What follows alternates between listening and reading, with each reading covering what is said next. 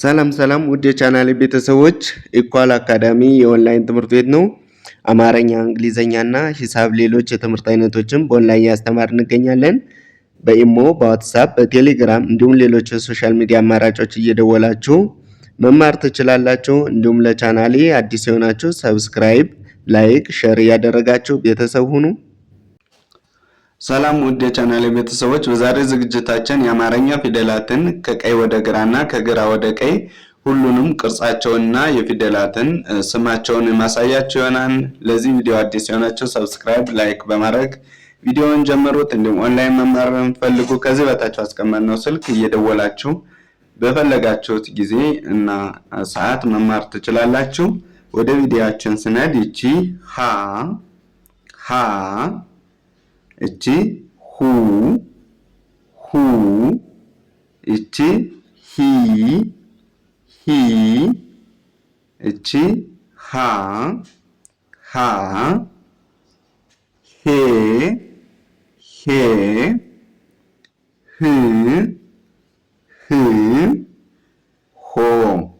ሆ እንግዲህ ከዚህ ጀመራችሁ ስታነቡ ሁለተኛ ላይ ያሉ ፊደላት ከጎናቸው ቅጥል ወይም አግድም መስመር ይጨመርባቸዋል። ሶስተኛ ላይ ያሉ ፊደላት ደግሞ ከግራቸው ላይ እግራቸው ወደ ቀኝ ሸፈፍ ይላል ማለት ነው። አራተኛ ላይ ባለ ሁለት እግርና ባለ ሶስት እግር ከሆኑ የመጀመሪያ እግራቸው ያጥራል። ቅርጽ አልባ ከሆኑ ደግሞ ለምሳሌ እንደ ሀ፣ መ፣ ሰ የሚባሉ ፊደላት ቅርጽ አልባ በመባል ይታወቃሉ። እግራቸው ላይ የተለየ ነገር የላቸውም፣ ወደታች የወረደ ነገር አላቸው ማለት ነው።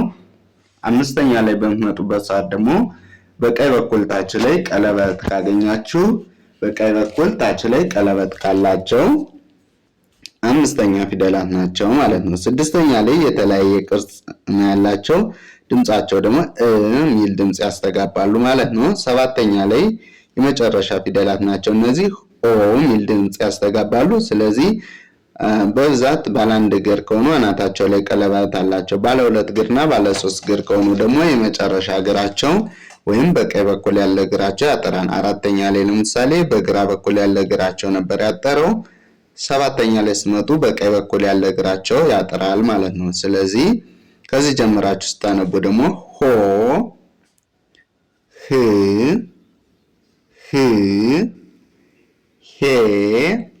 የሚል ድምጽ አለ። አሁን ስታነቡ ሄ። አራተኛ ደግሞ ሀ ሂ ሁ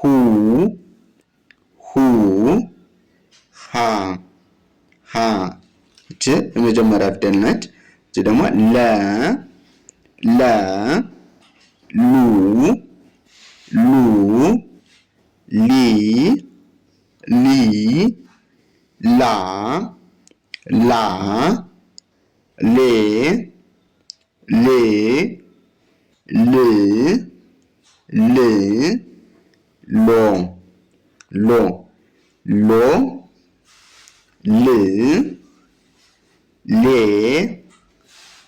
ሎ ላ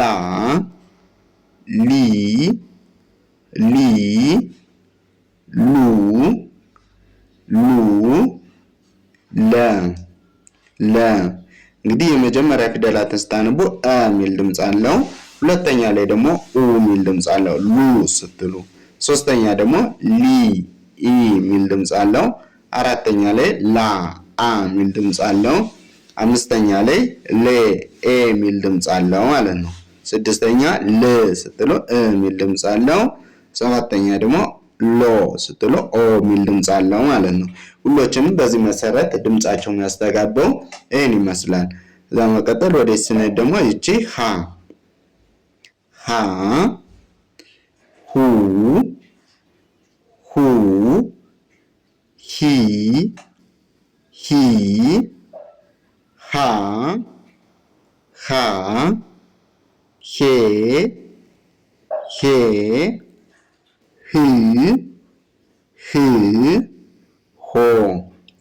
ሆ እዚህ ጀምራችሁ ስታነቡ ደግሞ ሆ ሄ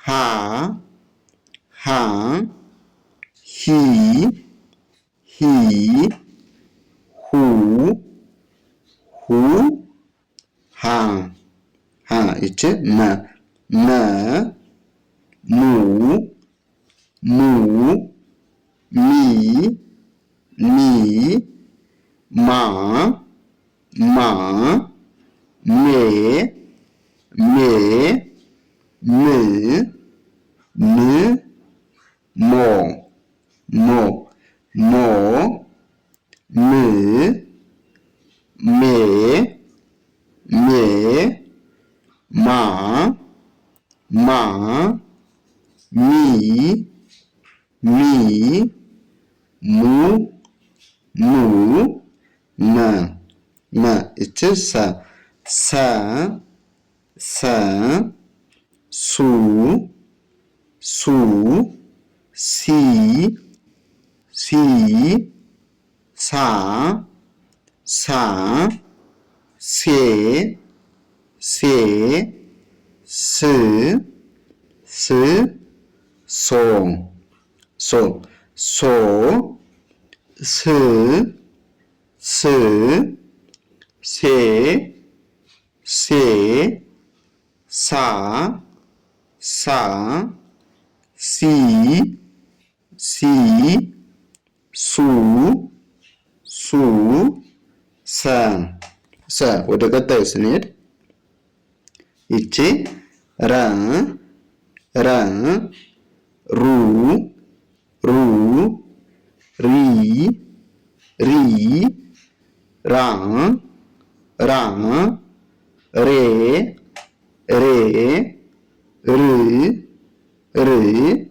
ሮ ሮ ሮ ር ሬ ራ ራ ሪ ሪ ሩ ሩ ረ ረ ይቺ ሰ ሰ እንግዲህ ቅድም እንደነገርኋችሁ የመጀመሪያ ፊደሎች ረ ሰ ስትሉ አ ሚል ድምፅ አለው። ሁለተኛ ደግሞ ኡ ሚል ድምፅ ያስተጋባል እጎናቸው ቅጥል ሲጨመርባቸው። ስለዚህ ሰ ሱ ሱ ሲ ሲ ሳ ሳ ሴ ሴ ስ ስ ሶ ሶ ሶ ስ ሴ ሳ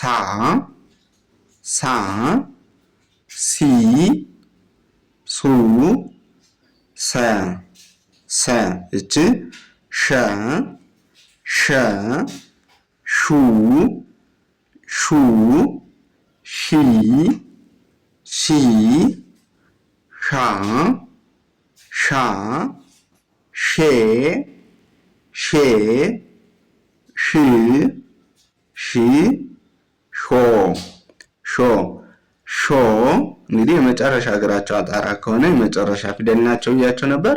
ሾ ሽ ሺ ሼ ሼ ሻ ሻ ሺ ሺ ሹ ሹ ሸ ሸ ይቺ ባለ አንድ እግር ነች። ቀ ቀ ቁ ቂ ቂ ቃ ቃ ቄ ቄ ቅ ቅ ቆ ቆ ቆ ቅ ቄ ቃ ቃ ቂ ቂ ቁ ቁ ቀ ቀ እቺ በ በ በ ቡ ቡ ቢ ቢ ባ ባ ቤ ቤ ብ ብ ቦ ቦ ቦ ብ ቤ ባ ቢ ቡ በ። እንግዲህ ቅድም እንደነገርኳቸው ቅርጽ አልባ፣ ባለ 2 እግር፣ ባለ 1 እግር፣ ባለ 3 እግር እያልን ፊደላትን ከፋፍለን ማየት እንችላለን። እዚህ ጋር ቅርጽ አልባ የምንላት ረ ነች። ባለ 2 እግር የምንላቸው እዚህ ጋር ሰ ሸ በ አሉ ማለት ነው። እቺ ደግሞ ቀ ባለ 1 እግር ናች። እንግዲህ ልዩነታቸው ሁሉም ከጎናቸው ቅጥል አላቸው። ሁለተኛ ፊደላት ላይ ሶስተኛ ፊደላት ደግሞ እግራቸው ሸፋፋ ነው። ባለ 1 እግር መሆኑ ባለ 2 እግር፣ ባለ 3 እግር መሆኑ እግራቸው ወደ ቀኝ ታች ላይ ሸፋፋ ነው። አራተኛ ሲመጡ ግን ቅርጽ አልባ የሚባሉት የተለያየ ቅርጽ ነው ያላቸው። ባለ 2 እግር ከሆኑ ግን የመጀመሪያ እግራቸው እንደምታዩት አጣራ ነው።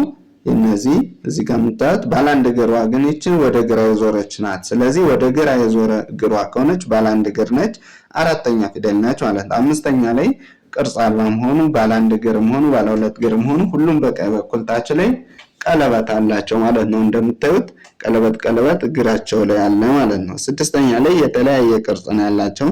ሰባተኛ ላይ እንግዲህ የመጨረሻ እግራቸው ካጠረ ሰባተኛ ፊደል ነው የሚሆኑት ባለ 2 እግርና ባለ 3 እግር ከሆኑ።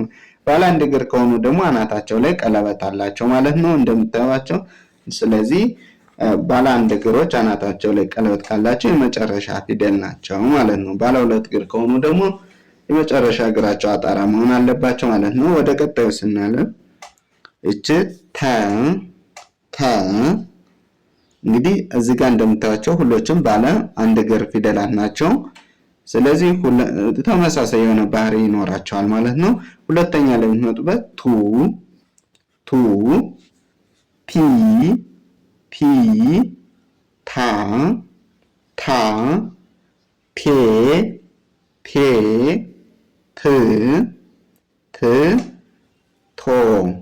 ቶ እንግዲህ አናታቸው ላይ ቀለበት አላቸው። እነዚህም በምታዩበት ሰዓት ማለት ነው። ቶ ት ቴ ታ ቲ ቱ ተ እቺ ደግሞ ቸ። የእችና የች ልዩነት እንግዲህ ች ካናቷ ላይ 2 አግድም አላት፣ እችኛው 1 ነች ማለት ነው። ቸ ከሆነች 2 ነው የሚኖራት። ስለዚህ ቸ ቹ ቺ ቻ ቼ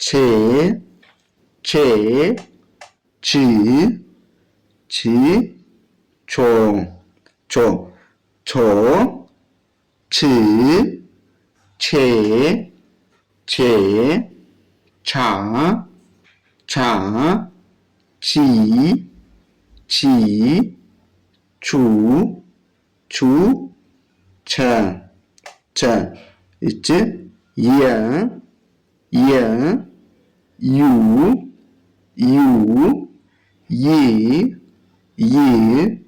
ያ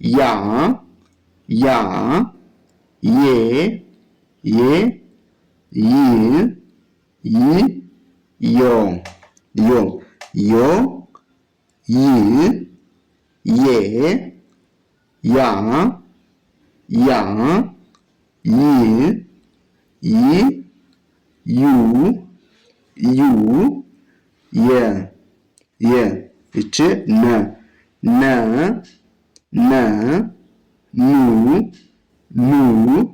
ኒ ና ኔ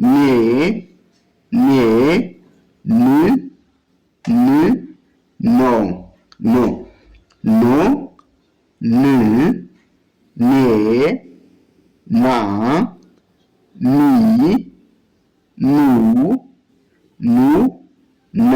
ነ እቺ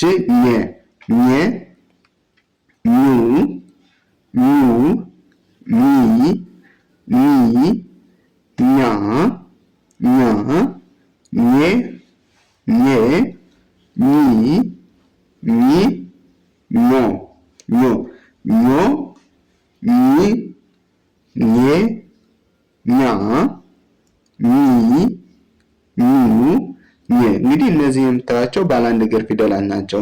ሁለቱም ከጎናቸው ቅጠል አላቸው ሁለተኛ ላይ ያሉ ፊደላት። ሶስተኛ ላይ ደግሞ በምታዩበት ሰዓት ወደ ቀኝ እግራቸው ሸፈፍ ያለ ነው። አራተኛ ላይ እነዚህ የምታዩቸው ባለ አንድ እግሮች ሶስቶች ተራውን ወደ ግራ የተጣመመ ነው። ስለዚህ የባለ አንድ እግር ፊደላት አራተኛ ላይ ያሉት ወደ ግራ የመጣመም ዕድል አላቸው ማለት ነው። እነዚህ የተለየ ቅርጽ ነው ያላቸው እና የነ ቤተሰብ እና ይህም የቤተሰብ ደግሞ እኛ የምትሏቸው አራተኛ ላይ ያሉት ካናታቸው ጠመም ይላሉ። አምስተኛ ላይ በምታዩበት ሰዓት በቀኝ በኩል ታች ላይ ሁሉም ቀለበት አላቸው ማለት ነው።